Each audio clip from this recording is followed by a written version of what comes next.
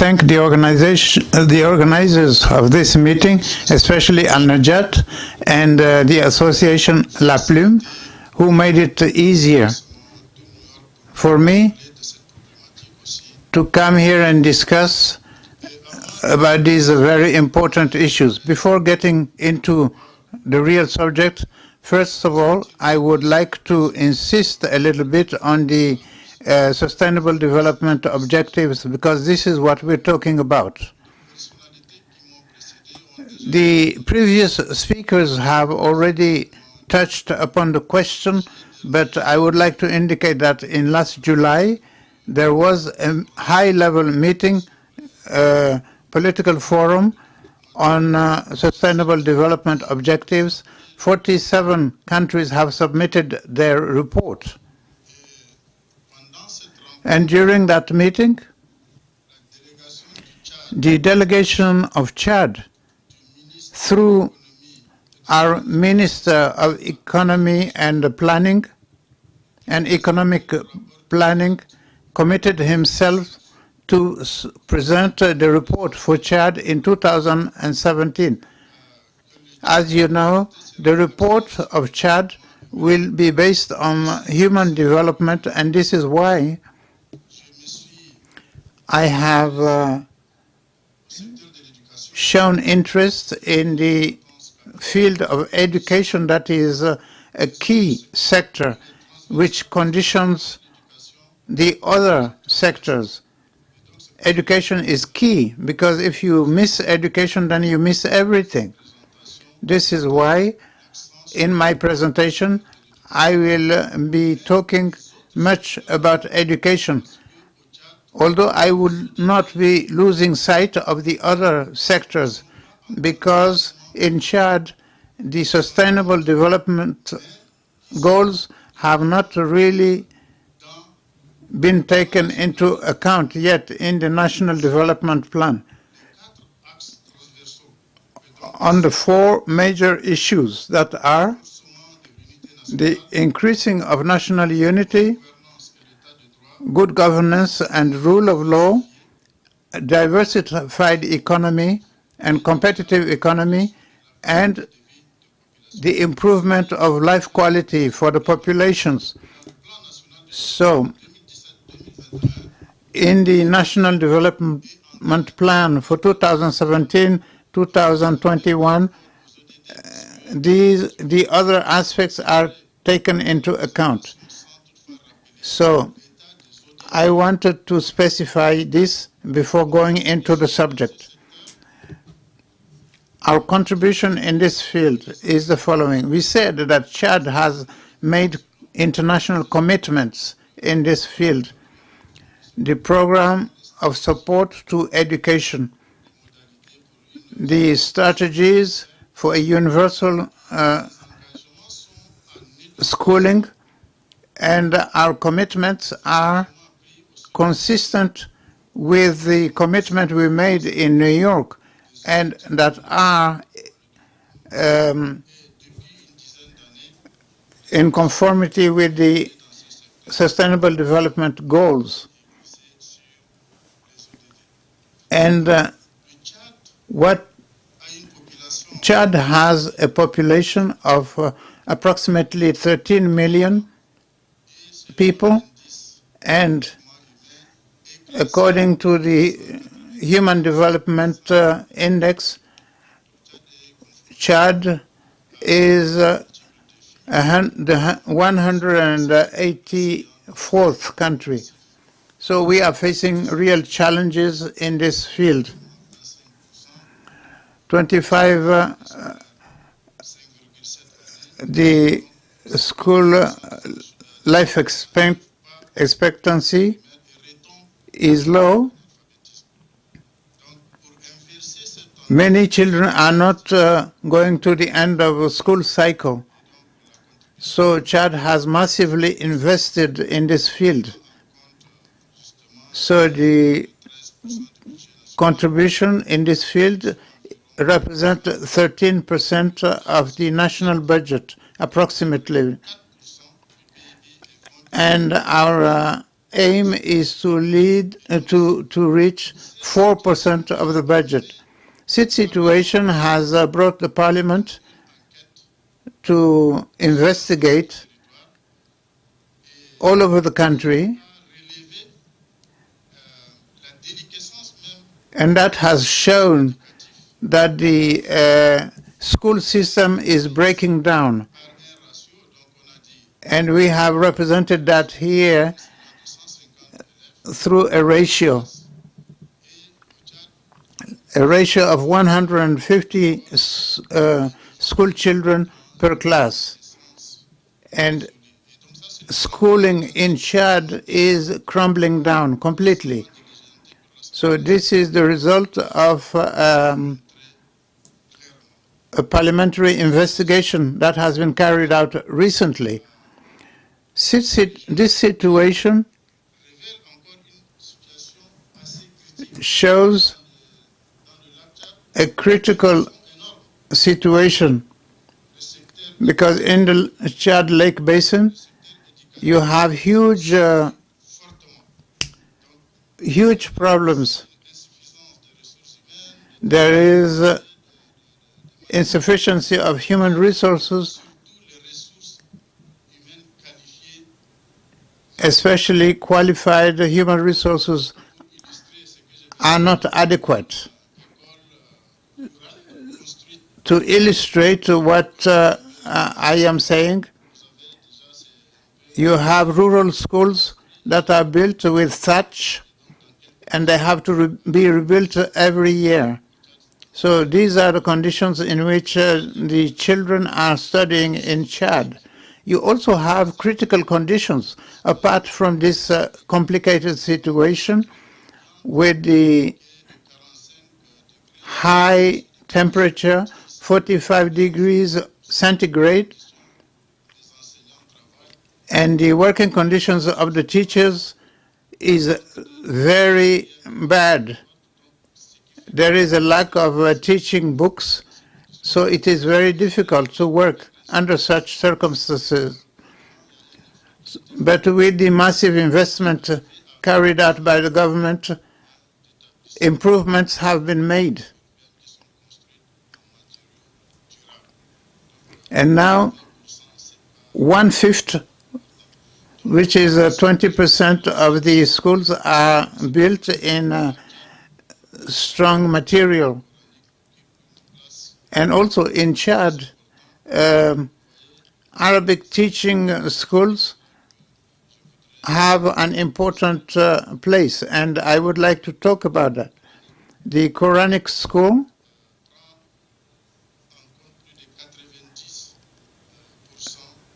represents the teaching for more than 90% of the population.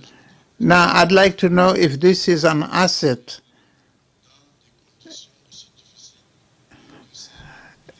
I'm raising this question to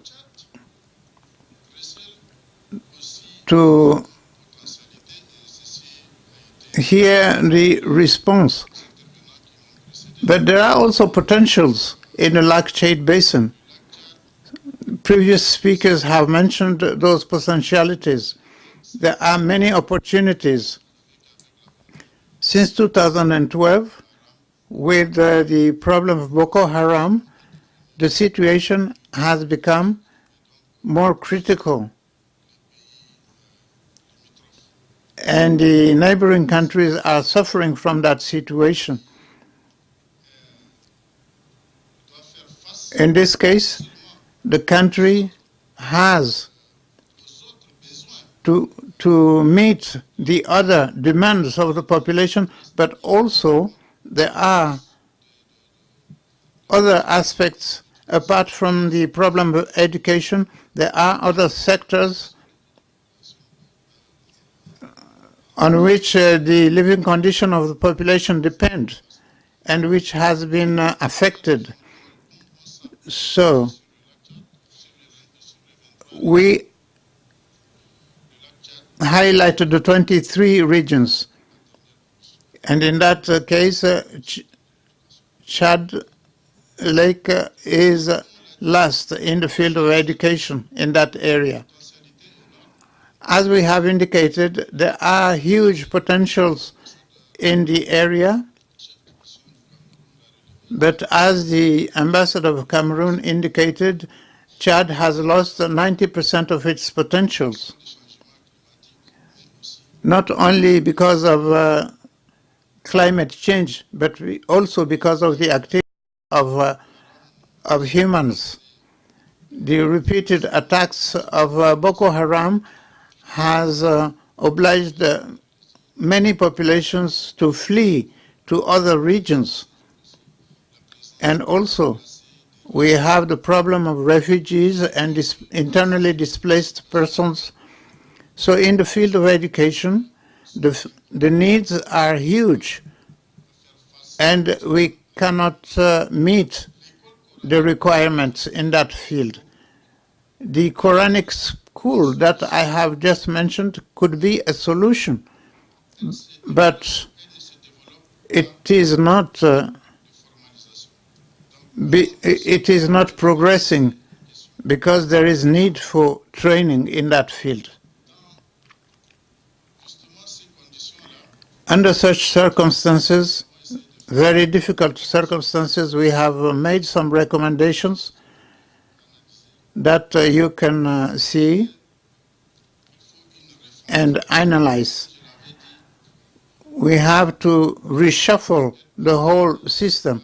As I have said, the parliamentary investigation has shown that the school system in Chad is crumbling down completely. So the report has highlighted the problems and has mentioned solutions to see what we can do to implement all the recommendations in order to improve the situation. Teachers have to be retrained, and also Quranic teachers have to be trained.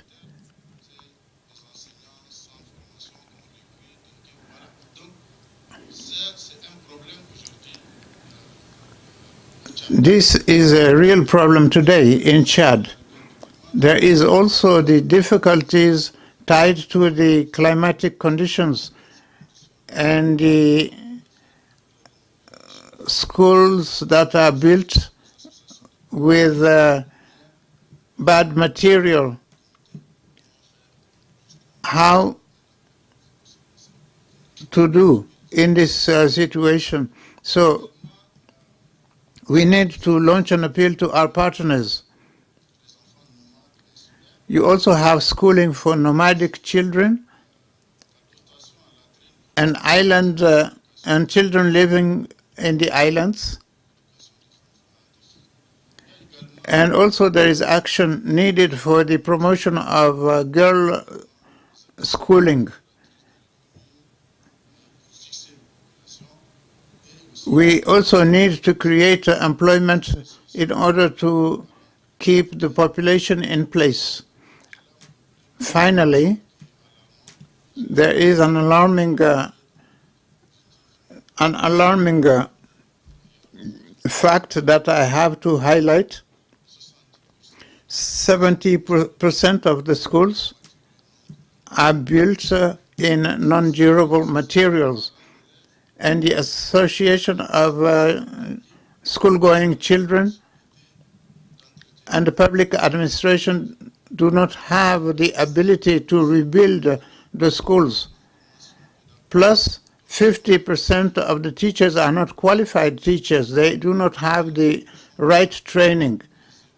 And 80% of schools do not have the necessary benches and tables.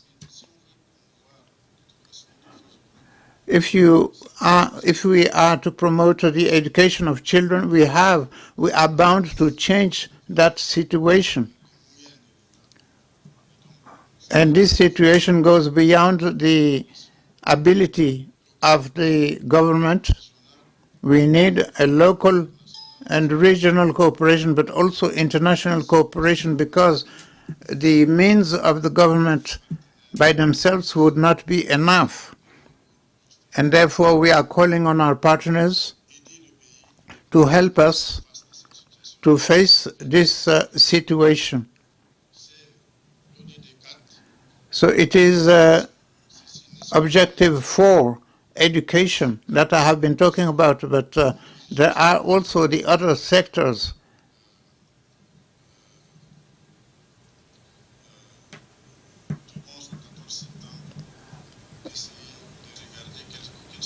From 11th to 14th September, we have tried to study the targets that we have to retain for the implementation of this objective. We will see out of the 100 targets which are the most important that we have to implement. We will see what targets have to be implemented. And therefore, we count on the support of our partners, because the educational situation in Chad is really in a poor state.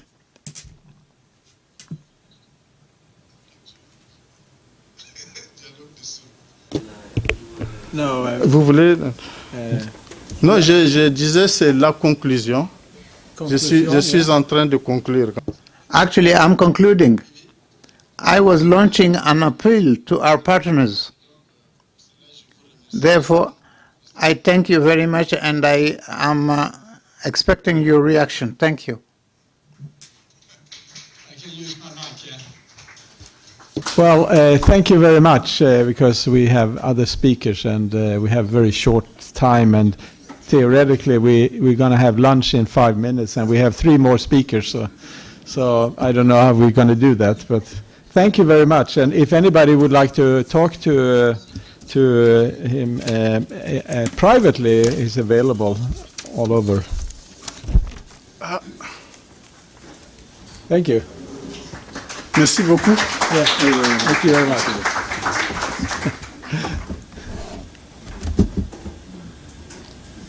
So our next speaker is going to be Miss Belinda Biscoe, Vice President of Oklahoma University. For your information, I have a relationship with Oklahoma University, which you probably, the speaker doesn't know about. No. But the chair of the Rotary Foundation, his name is Ron Burton. And he retired. He was the chair of the Oklahoma University Foundation for many, many years. And you know Ron? No. You don't? Okay. Well, anyway, so there's a relationship there. But I heard that the foundation of the Oklahoma University is one of the best managed university foundations in America. And now he's in charge. He was in charge of that foundation for many years, and now he's in charge of the Rotary Foundation. And he was president of Rotary International when I was district governor here in New York and Bermuda. So let's have an applaud for our next speaker.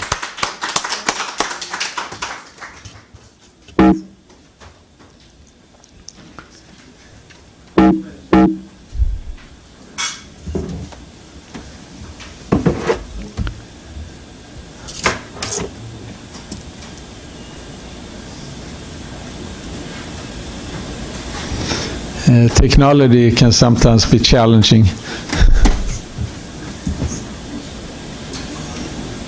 And Oklahoma, Rotary Club of Oklahoma City contributed $100,000 to that. Wow. So we feel very warmly about Oklahoma City. And Thank you. Okay, you ready? I'm ready. I think I'm ready. Okay. Well, good morning. It's really an honor to be here. I first want to thank the organizers, the co-organizers, and the sponsors of this, what I think is a very, very significant conference, which focuses on the Lake Chad Basin region, where we all know the needs are great and the challenges are quite daunting. as many multi-stakeholder partnerships try to figure out and decide what must happen to implement the SDG goals. I also want to extend a very special thank you to Dr. Alwanda and to Dr. Siddiqui, who both afforded me the opportunity to share with you today as a representative from the University of Oklahoma. I'm truly humbled and honored to be asked to briefly present to you this morning on a model that I have probably has been evolving in my head for decades, but I only operationalized in 2010, and this is a capacity building model that I have used to do pretty significant community development work in the United States and transformational work where the issues are complex, the partnerships are complex, and the tasks are very daunting. What I'm going to share with you today is just one aspect of that model, and it's my capacity building model. So you see I have these hands here because this picture for me is very symbolic. These hands represent for me what multi-stakeholder partnerships are all about.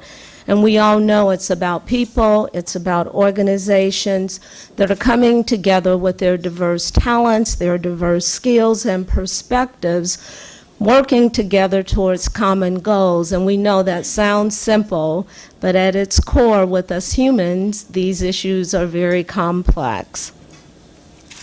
This is one of my favorite quotes from John Nesbitt, and it simply says, "The failure of hierarchies to solve society's problems forced people to talk to one another, and that was the beginning of networks." And as many of you know, John Nesbitt was the international #1 best-selling author of a book called Mega Trends. He was a public speaker in the area of future studies, and so I'm somewhat of a futurist. So as I talk about my work today, for me it's also about all of us envisioning what a really world full of social justice and equity means for all people in the universe. Pretty simply, this is what I'm going to share today in terms of talking about one aspect of my capacity building model, because as I listen to the comments from all the wonderful speakers who have preceded me, it is very obvious that building capacity to accomplish complex work becomes really important. So the first thing I want to do this morning, almost afternoon now, is share this aspect of my capacity building model, which is really a derivative of a bigger model that I developed in 2010 after years of deep work in communities called the High Impact Model of Technical Assistance.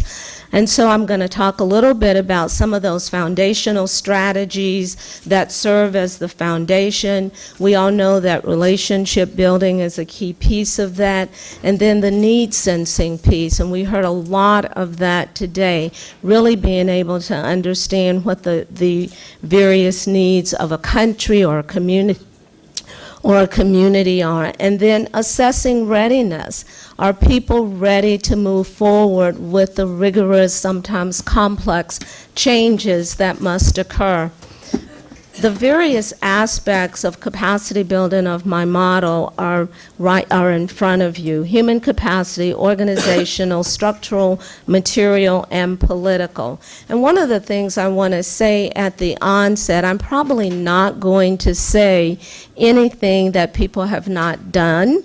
I'm probably not going to say anything that people aren't working on in terms of how they're going about this very difficult work.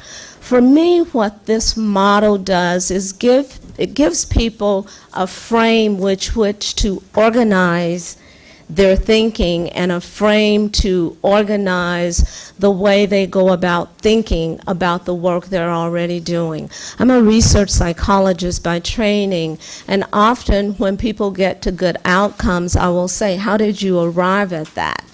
And there's a thing in psychology that we call superstitious behavior. And that's when people say, I did this or I did that.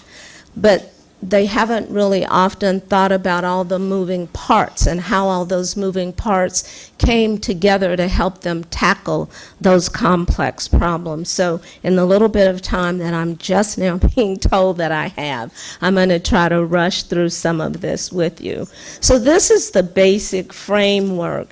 And under this basic framework, you will see that there are these buckets of capacity building areas: human, organizational, structural, material, and political. I won't get into the details of each of these, but I will say that when we look at the overall framework, the foundation of this framework is steeped in some core principles that I've heard talked about a lot this morning: stakeholder engagement, relationship building, discovery and needs assessment. I think the discovery and needs assessment piece is critical and important. When we build these relationships, as we know, part of those multi-stakeholder partnerships include defining relationships. Who's going to be responsible in the partnership for doing what? And how do we put aside our personal agendas? How do we put aside our own egos to really focus on the needs and the work? So the partners initially have to agree on some very key things about how they're going to come together and work together to create situations that are win-win. I loved what the moderator said this morning when he said in wars there are winners and losers. I think in wars there are losers and losers because even the winners lose because they have to deal with the aftermath of what's left over from the fractured relationships and the harm and the mayhem that's been created. So part of building these partnerships is about creating win-wins and no-win losers. So under these categories of capacity building, after those relationships are built, after deep need sensing is done in these areas, it gives a way for groups or countries and organizations to think about a more planful and strategic way that gets everyone aligned with a more common vision. Once those deep plans are done, then people are ready to begin the work. So I'll just quickly say these buckets then have elements under them.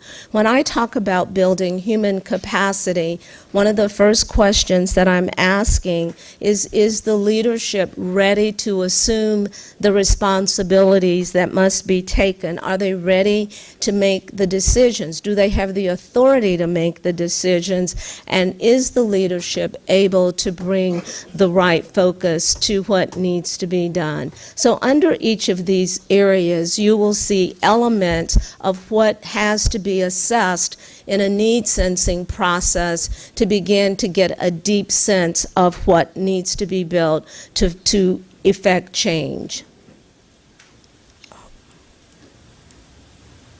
Oops.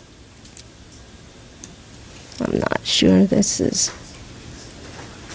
Okay, so I'm going to start with political capacity. You can see there that that's really all about stakeholder engagement. Who are the stakeholders that need to be involved? One of the things I often say in the need sensing process, and I have developed tools that allow me to do a deep dive on the need sensing, is to really understand the local context. I think we know that, especially in the United States, we have spent many decades in the past going in thinking we have solutions and answers instead of trying to ask powerful questions to get a good sense of what is going on and what is needed. So I sort of operate by three philosophies with deep work that's complex. The first, seek first to understand. The second one is the Hippocratic Oath, which physicians live by. Above all else, do no harm. And the third one is we all have to be risk takers, jump, and hope a net will appear. And that's kind of what I live by. If you look at the one area that I want to spend the most time on, which I have just a few more minutes, is organizational capacity. And you see there are 4 levels of network in there. Is the multi-stakeholder partnership communicating with all the groups they should be communicating with? Are they cooperating? That is, are they assisting each other?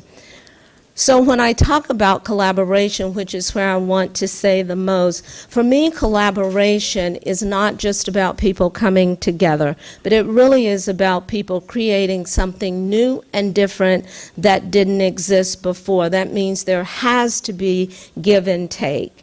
So collaboration is really, in the whole multi-stakeholder partnership arena, collaboration is truly the biggest piece of what has to happen, because people have to give and take. In that process, the defining of the problem must be core. The partners then have to step aside to say, based on defining the needs and the context, what do we need to work on? What are the collaborative goals? These trusting relationships, as we know, become critical.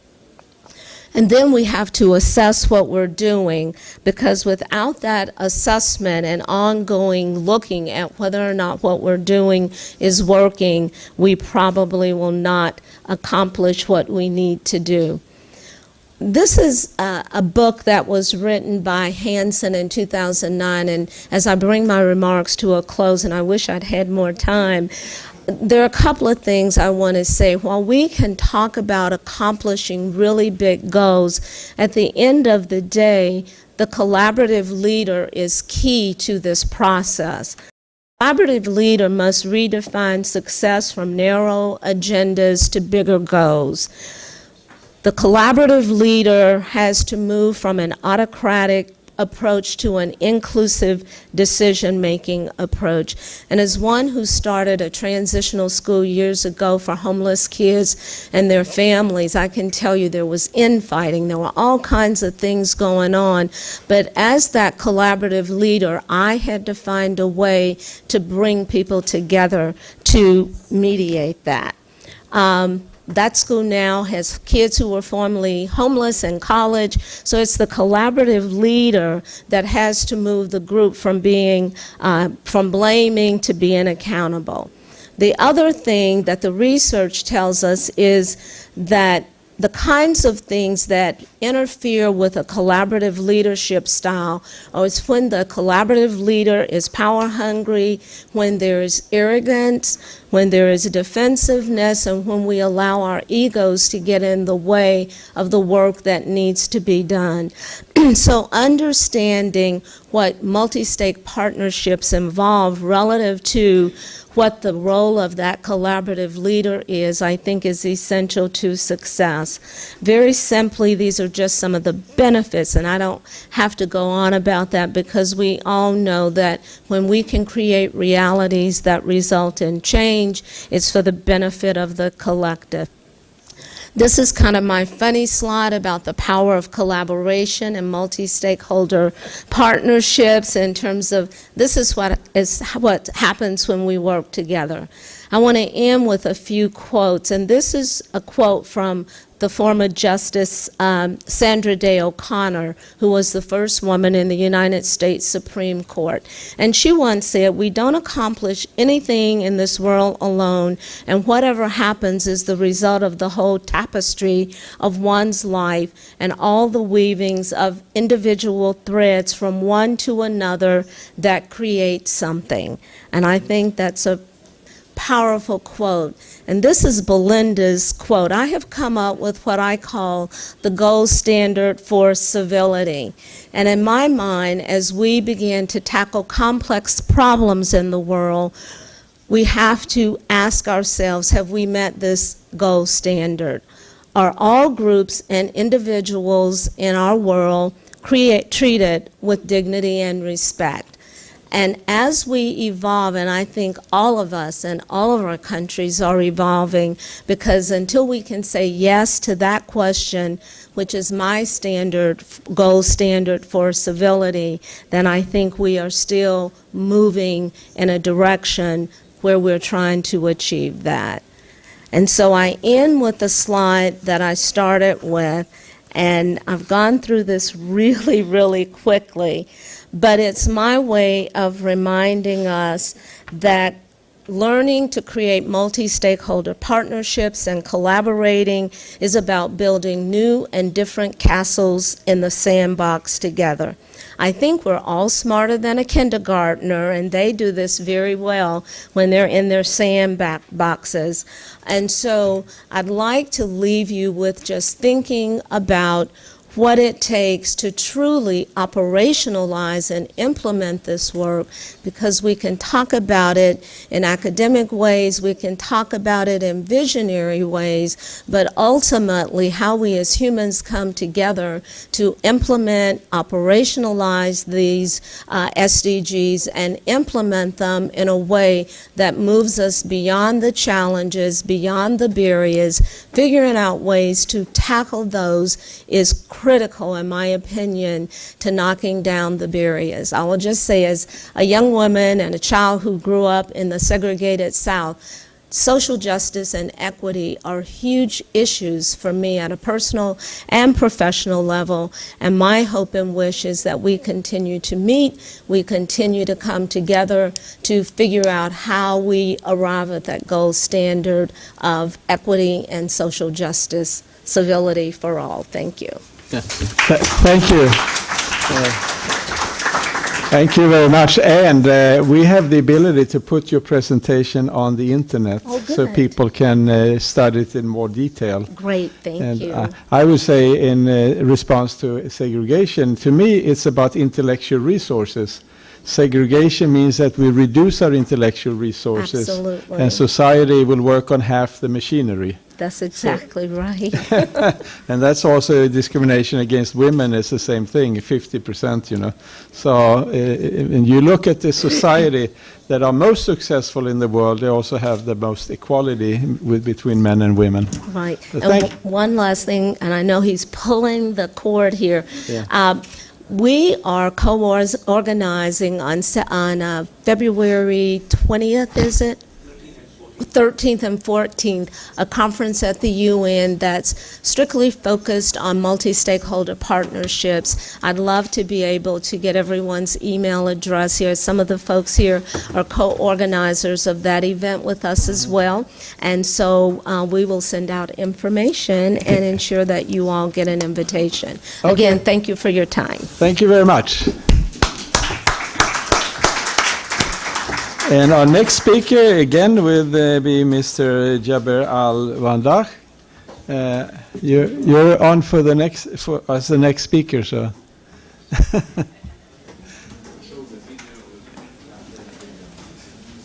Yeah. Yeah.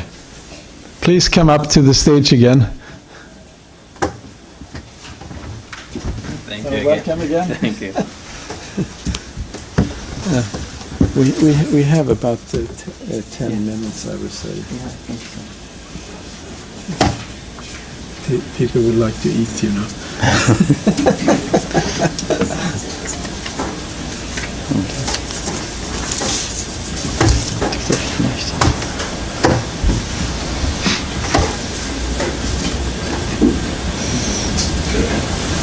We're just trying to figure out if this is the right one, which video was it?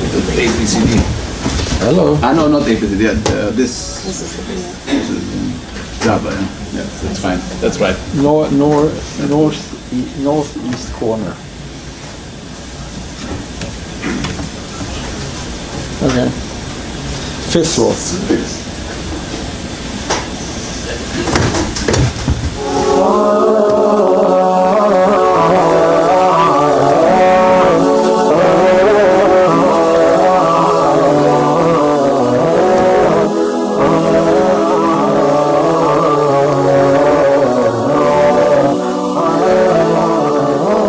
Under the Specs of, His Highness the Emir Sabah Al Ahmed Jabr Al Sabah and Highness Crown Prince Nawaf Al Ahmed Al Jabr Al Sabah of the state of Kuwait. The Al Najat was established in the state of Kuwait for the strategic purpose of educational activity, as it has built successfully many private schools, giving assistance to talented and brilliant students who have encouraged underachievers. As a charitable organization, Al Najat executed projects, activities, and campaigns covering the 6 priority focus areas through our many collaborations and partnerships with governments, committees, NGOs, volunteers, donors, and so forth. This will continue to strengthen Al Najat's social work and humanitarian support, globally leading the way in enriching humanitarian values. In 2017, the organization reached out to as many communities with regards to their projects and activities based on the needs of the stakeholders living in the communities.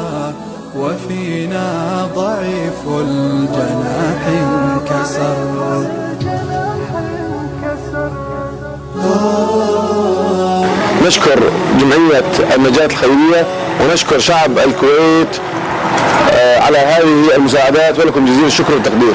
تنطلق الآن حملة المساعدات الإنسانية المقدمة من جمعية النجاة الخيرية بالتعاون مع جمعية الأيادي البيضاء. الآن في بيت من بيوت الأيتام إخوانكم المسلمين في جمهورية ألبانيا، البيت يعني فيه 9 من الأيتام، نسأل الله جل وعلا أن ييسر خير على أيديكم وأن ييسر كافلا يكفل ترميم هذا المنزل بالكامل. البيت متهالك جدا، فيه درجة الحرارة في الشتاء إلى 20 تحت الصفر. We successfully implemented projects in 40 countries. The majority of the projects were concentrated in Egypt, Jordan, Albania, Bosnia and Herzegovina, Syria, Turkey, Yemen, Indonesia, Pakistan, Bangladesh, Chad, Sri Lanka, and the Philippines. Other countries included Spain, Sudan, Djibouti, Kosovo, and Palestine. Al Najat charity has remodeled itself in line with international trends and practices in the charity NGO sector to deliver greater impact and better outcomes for the beneficiaries as well as for the donors of the various social programs and projects.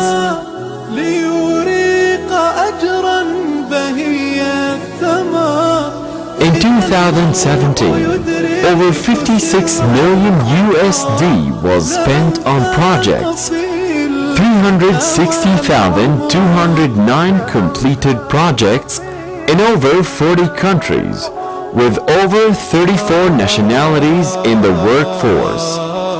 Over 24 USD in funds raised through online platform, with 12,544 students enrolled in the Al Najat schools, and 2,100 workers who benefited from the community medical campaign. In line with the Sustainable Development Goals, these are the 7 goals Al Najat identifies with: SDG 1, elimination of poverty; SDG 2, elimination of hunger; SDG 4, access to education;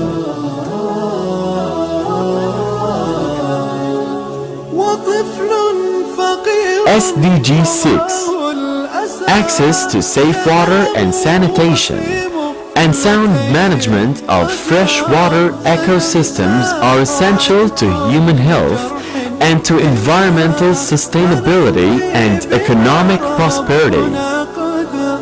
SDG 8, decent work and economic growth.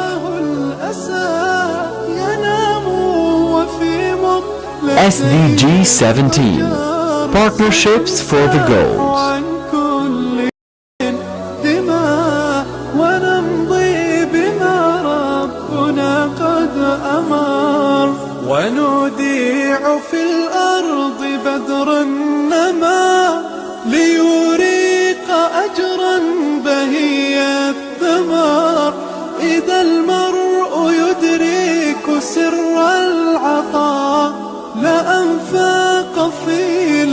المدى والعمر ونوديع في الأرض بذر النما ليريق أجرا بهي.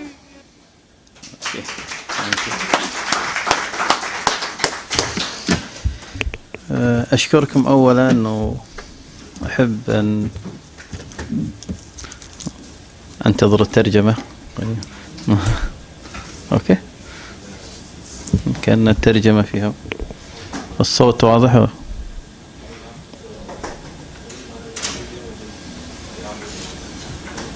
No.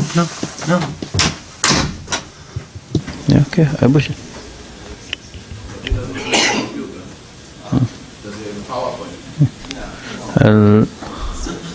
الأخوة في الترجمة، الترجمة الآن جيدة. أوكي. أشكركم أولا لمشاهدة هذا الفيديو الذي ربما استمر 5 دقائق، ولكن يعني من باب الأمان والمصداقية قبل أن أبدأ بكلمتي، ربما كل صورة تحمل معها ذكرى خاصة ويعني قصة.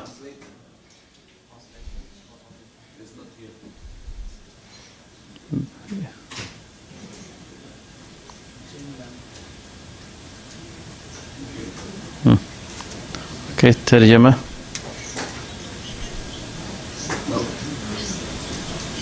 Just switch to English. الصوت الآن جيد؟ الله أعلم.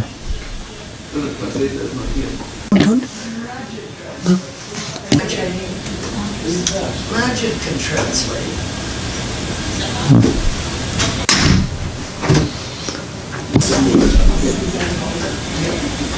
We have somebody who can translate, just be patient. Our Egyptian press can translate.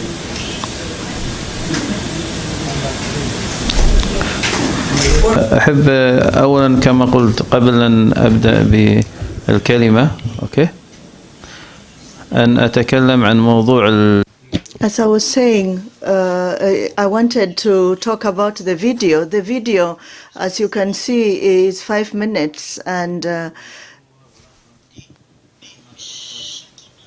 كثيرا and each image of this carries a very important story that I was part of it, and I really thank you for having watched this video, and I wish to also thank you for your patience as we are waiting for the interpretation. Excellencies, ladies and gentlemen, the representatives of diplomatic missions here and the intergovernmental organization, and representatives of the private sector, may the peace of the God be with you, and we wish to welcome you on the second part of our meeting in confirmation of the SDGs, participation within the work of the implementation and the implementation of the SDGs in the Lake Basin of Lake Chad, and we have been discussing this during this meeting. I also want to say that according to the agreement that between us, that the importance indeed of the partnership, we found our organization on the implementation of the SDGs, the 2063 and 2030 of the United Nations. I would like to indicate, to underscore the importance of the need to ensure that the financing of the implementation of the goals is very important, which is why I'd like to share our experience in Kuwait and the utilization of media and of internet to mobilize resources necessary for the financing of the implementation of the SDGs and the campaign of mobilization. I would like to also indicate that the people the youth are a very important factor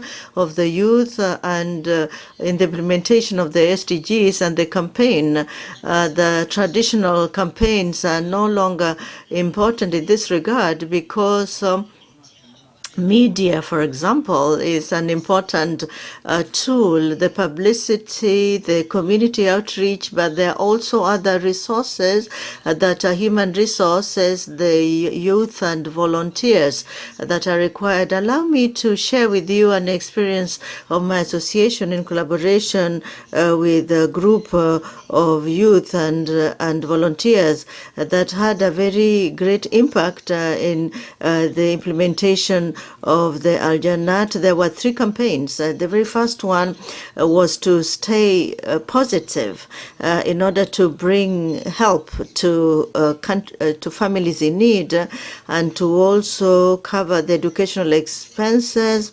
This campaign was over 12 hours with the young people, as well as the communication through the internet enabled more than 200 volunteers to participate in this campaign during these 12 hours, during which took the whole day, and we were able to bring together a number for the very first figure that came to more than $14 million within 12 hours. That means that 46 countries participated. There were volunteers, and there were more than 83,000 volunteers who worked in this, and which enabled a great number of families to pay their rent and young people to pay for their schooling.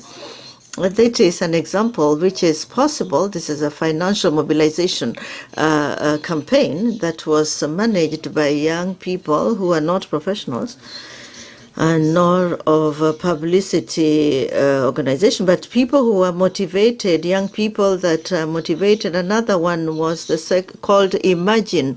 Imagine yourself in a country that has no water or nor that doesn't have electricity. This was a campaign over 12 hours, and we were also able to mobilize more than $12 million again, and the people that were able to benefit from this are more than 140,000 people. Now, the third campaign that we put in place was to visualize, see, open your eyes. So to see for those that have problems of eyesight, and this also was another one for 12 hours and about $150 million. 15,000 people were able to be operated upon for the eye problems, and for the supplied with medications as well as medical care. We hope that this meeting will enable us, all of us, to play an important role to ensure that we can face the issues that we have and to further strengthen the role of the African Union for the realization of the SDGs on health, education, as well as food security, with the participation of the private sector, as well as the public sectors and all the ministers, and which will then enable us to respond quickly to emergency and to put forward the competencies, be it in the academic area and including the universities, to find solutions to our problems, because these are the problems that are common to all societies, and we all have this risk within us, and I hope that we'll be able to face these challenges with a greater participation of youth. I wish, in conclusion, I wish to thank you all that contributed to this meeting in terms of ideas, those that have ensured that working together, and I'd like to thank the Mission of Nigeria, and wish to pray to God and seek the blessings for the realization of our objectives. I wanted to stay within the 10 minutes, and I thank you for your attention. Thank you. Thank you. Okay. And okay, so the final speaker on this segment, Le dernier, Ms. Hawa Diallo, UN Department. le Hawa Diallo de DPI.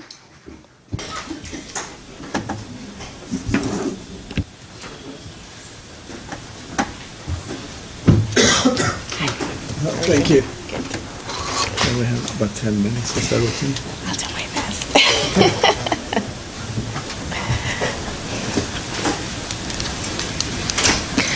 Hello, everybody. Hello, everybody. That's more like it. So you know already, I'm Hawa Diallo from the United Nations Department of Public Information.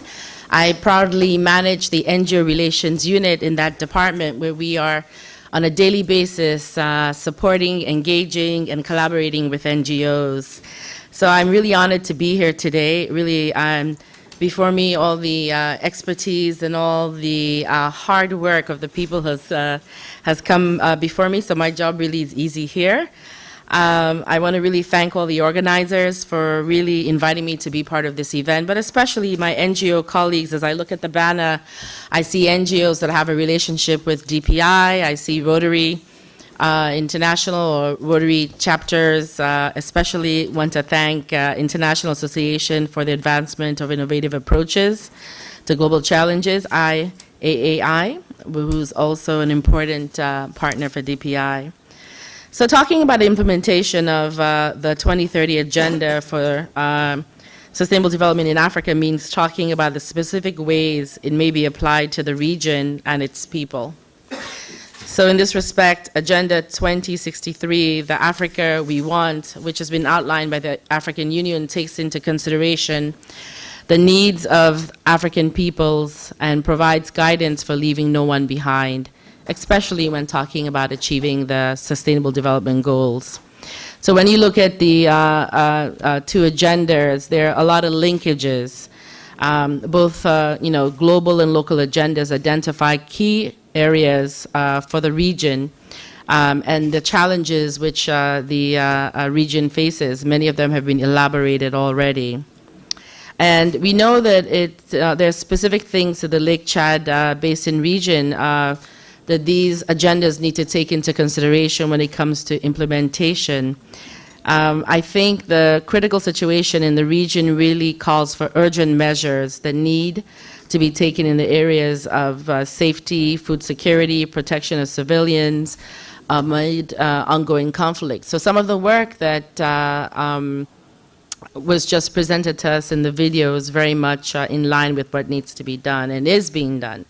And I think what we need to think about, because I'm from the civil society NGO unit, is when you're doing this work is that governments can't do it alone, citizens can't do it alone, and that we really do need to talk about that multi-stakeholder collaboration that the professor so eloquently presented. But in doing so, when you think about civil society, I think it's important not just to think about NGOs, community-based organizations, or grassroots organizations, but to really think out of the box and to think about the larger and broader landscape of what makes up civil society, whether it's youth groups, it's foundations. I can even stretch it to maybe parliamentarians, trade unions as well. Because I believe there are there's a lot of expertise out there that I think that we can really leverage and take advantage of. And what for us in DPI, working with NGOs, we've realized is that a lot of NGOs do have that local expertise that is very much needed and that ownership of solutions on the ground. And many of them are working through bottom-up approaches. And so the work on the ground that they do allows for capacity building and civil society empowerment, which really is essential in achieving sustainable development. But I think it's important also for us working at the international or even national levels or development agencies to really provide an enabling environment in which civil society can effectively operate. So for us, one thing in the United Nations Department of Public Information, we really facilitate cooperation with civil society through a process of formal association with our department. Right now, we have about 1,500 civil society organizations from around the world that have a formal association with the department. And really what we try to do is to give them a platform to raise awareness on a variety of UN issues, but also not to just listen to what the UN has to say and we're telling them what to do, but we think it's very important to amplify their voices also within the UN corridors, but also globally around the work that they're doing. And we do our best to provide platforms for joint collaboration, such as the one that's happening here today, and really focusing on what needs to be done collaboratively in terms of achieving the Sustainable Development Goals. So I'm really honored to say that Al Najat Charity, a key humanitarian actor in the region, really has just been officially associated with DPI. So we really we want to welcome them to the DPI family and to the team. We thank them for the work that they're doing, and I'm really excited moving forward to collaborate with them in all the various areas that they're working in. And I think just to give you some examples, because I think, you know, we all talk about public-private partnerships that need to be done, multi-stakeholder initiatives to support the SDGs. And I think for DPI, because we are information. I don't know if most people know that DPI, our name is going to be changed very soon. We're going to be called Global Communications. So, so I mean, we really believe in advocacy on a global basis, and not just talking to people in a room here on First Avenue or in Conference Room 1 or Conference Room 4, but really seeing to see how we can deepen the reach and relationship with civil society around the world. So this is why when we say we officially associate, let's say, for example, with organizations that are represented in this room, we're looking for them to be information redisseminators and resuppliers, so that when we're providing, you know, advocacy and awareness raising information, we work with these NGOs in turn to be the amplifiers around the world and on the ground. So I can give you some examples. One of the larger NGOs we work with is Project Everyone. So when you think about these SDG icons that are here, I'll give you two examples. The original ones were created by Project Everyone. So they designed it really based on the global consultation that took place. And they have a whole host of educational materials that were so rightfully elaborated before on the SDGs that we look for NGOs to really locally adapt. And for example, this one here is an example that was done by an NGO associated with DPI. But then we also have an NGO in Bangladesh who has now translated that into Bengali. So that's the type of you know, way we like to lean on our NGOs with the expertise that they have. I don't know if anybody's heard about the Global Citizen Festival, which will happen very soon here in New York City on the 29th. That's a, you know, a civil society outfit or that leans on the creative community, you know, looking at different ways in which we can really raise awareness on the SDGs. So, I mean, is it looking at the messengers of peace? Is it looking at Beyonce and feeding in messages in them? Or, you know, or just NGOs themselves doing some type of activity through the entertainment industry. Last week, I was just floating on Twitter, and I found a very interesting example of an African initiative. It's called the Great African Caravan, which is happening right now. It's an initiative that was created and to really use music and entertainment to really promote the SDGs. Right now it's happening. They've been going around, 11 artists, going to 12 countries in Africa. They started in May, and they will be concluding, I believe, sometime in October, December. So I know that yesterday they were using music and entertainment to promote the SDGs in South Africa. And I know that following them on Twitter, and you should too, they will be in Zimbabwe on International Day of Peace on the 21st, this Friday, doing the same. So those are just, you know, some examples. And I think that there are also a lot of NGOs that are working within Africa itself and making a lot of contributions. Oxfam International, Civicus, these are all organizations that have an association with DPI. And a lot of them are really working on either advocacy or fundraising in terms of the work that has to happen on the ground. I'll give you one specific example. of the power of young people, because I know that's what IAA works on. In Costa Rica, you had a group of young people really who were in the youth parliament who established local-to-local dialogues and consultations around just what issues concern young people in rural villages and in Costa Rica. And then they took this local-to-local dialogue led and designed by young people to bigger cities, focused on the SDGs, and really they were talking about SDG 9 and SDG 11, and they really just I guess, had this multiplier effect of young people really discussing for themselves, young people designing their issues for themselves. And this caught the attention of the national government to the point that it became a national dialogue in Costa Rica. And it drew so much attention with the power of young people in youth groups that the government became, in 2016, the first government to sign a national pact to promote the SDGs, to monitor implementation and compliance. And I think that really shows you the power of young people, but the power of young people consolidated together as an entity like an NGO. Another example is Suriname, where the creation, again, of a national youth parliament brought young people across the country to actively engage within their communities. And over a 3-year term, they had about 29 members that were promoting proposals and projects on sustainable development focused on various SDGs. And I think this is something that we can replicate in the region. And I know it's happening already in Africa, because you have the African Youth Parliament, you have the African arm, the youth arm of the African Union that's doing such dialogue, so that young people themselves can engage on issues that matter to them, and they also can create proposals that they can kick back up to government. So it's an importance of really bottom-up approaches. Now, I mentioned that there are 1,500 NGOs in DPI, but I have to sadly say, because I hail from the continent, that when I looked at the research for this meeting, only 50 NGOs are from Africa. That's really a bad job. So I believe that we all together in the UN system, in development agencies, again, have to do better in providing really an enabling environment for NGOs to come to the forefront. One way that DPI does this is that we organize the DPI NGO conference, which just concluded here in New York, in the headquarters. And we had about 1,000 representatives of NGOs, academia, member states who attended.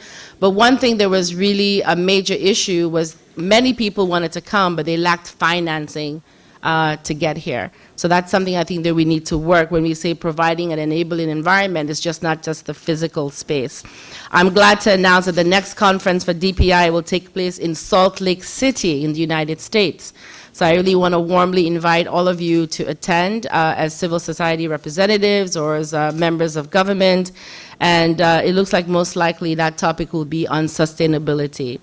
So now as I conclude, it's funny, I was reading one of the UN publications today, UN Chronicle. Does anybody know that? It's an old publication of the UN. And Amina Mohammed had an article in there where she was talking about the SDGs and how we implement it. And she had 6 main issues, which really relates to what we're talking about here. What do we need to do in terms of collaborations for the SDGs? She said making the SDGs known. So as we said, through advocacy and awareness, creating enabling environments for participation, generating the means to implement effective participation, and also youth participation, and looking at things like gender, so that we really are not leaving anyone behind.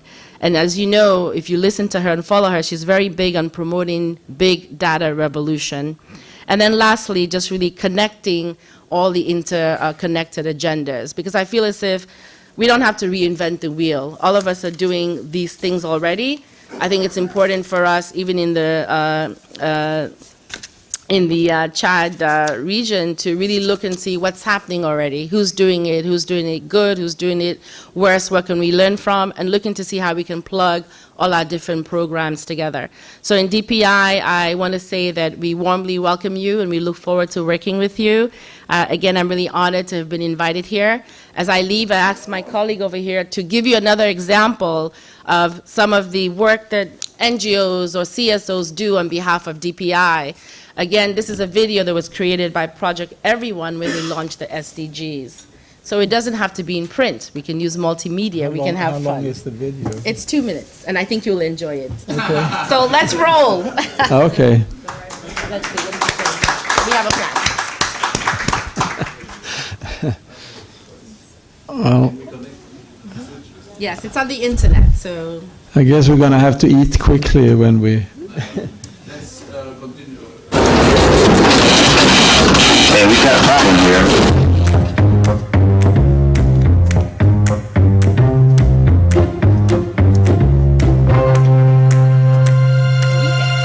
So, what's the plan? What's your plan? What are your plans? What's the plan? What's the plan? What's your plan? What's your plan of action? Plan? What's the plan? So, what is the plan? Wait.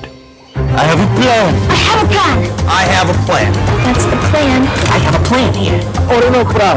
What is your plan? I got a goddamn plan! This plan's gonna work. Master plan, phase 1, side A.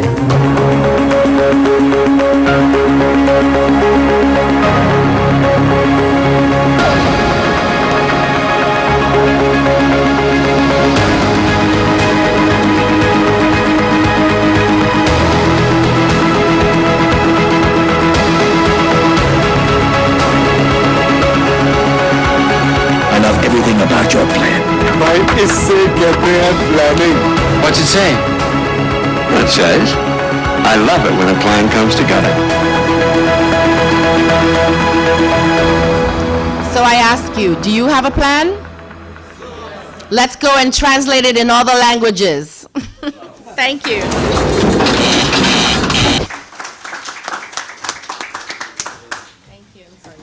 So this concludes my moderation of this conference. It's been a pleasure, and you've been a great audience. And on the next segment, Belinda Biscoe, Vice President of Oklahoma University, will be the moderator. Thank you very much.